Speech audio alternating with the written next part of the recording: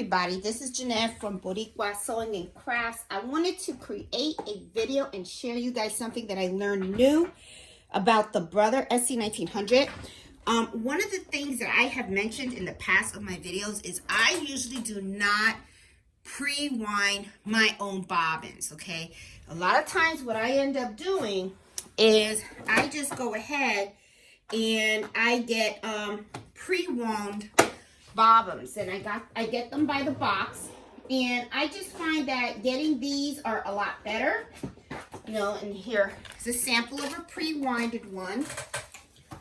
Okay, I get them by Amazon. I get them from a box, and I get like 144 of these. They're pretty inexpensive, and I feel like these really last a long time. As you can see, it's really packed. You get a lot of use out of one bobbin.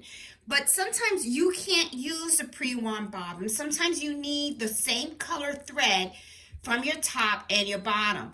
And you have to go ahead and you have to create your own bobbin. I had done that with a light blue. I am trying to make some blankets. And as you can see, this is the embroidery thread that I wanted. And it wouldn't look right if somebody turned the blanket the other side. So I had to wind my own bobbin. But one of the things that I notice is sometimes when I am winding my own bobbin, I make an error. And what happens is the thread gets stuck underneath this plastic. And what I was doing in the past was I was taking tweezers and my little sharp embroidery scissors. And I was going in there trying to, you know, take these scissors right here. If you have a pair like this, I was taking them and I was going in there and I was like cutting away at the thread and taking my tweezers and trying to get it out.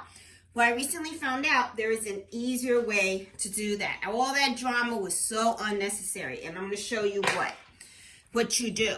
This plastic thing right here comes out, and I'm going to show you how to take it out. Okay, you have to be careful though, but it does come out. It pops out, so that way you can clean this and you pop it back in. The way you take it out is you have to pull it up.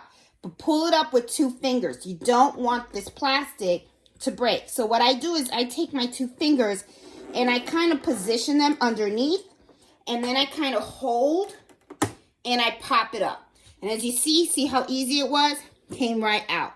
So now that this came out, okay, all I have to do is go ahead and take out all that thread that got caught underneath, and I don't have to like bother with scissors or tweezers or anything to try to get that cleaned out. To put it back in, it can be a little tricky.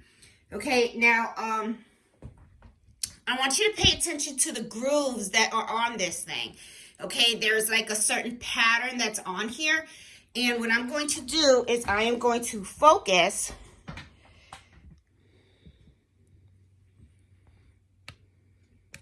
on this little piece.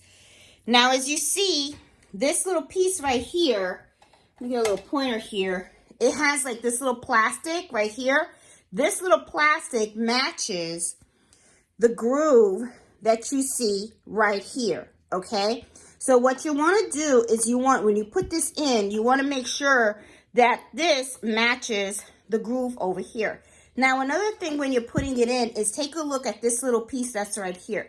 What you want to do is you want to push this in and then put it over. So this is the way I put it in, okay?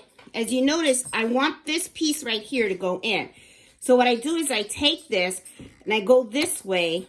That way it pushes it in, and then I position this back. So I'm going to do this again because I think I have my fingers in the way. So what I'm going to do is I'm going to take this and I just kind of push this part in and then just push this on top.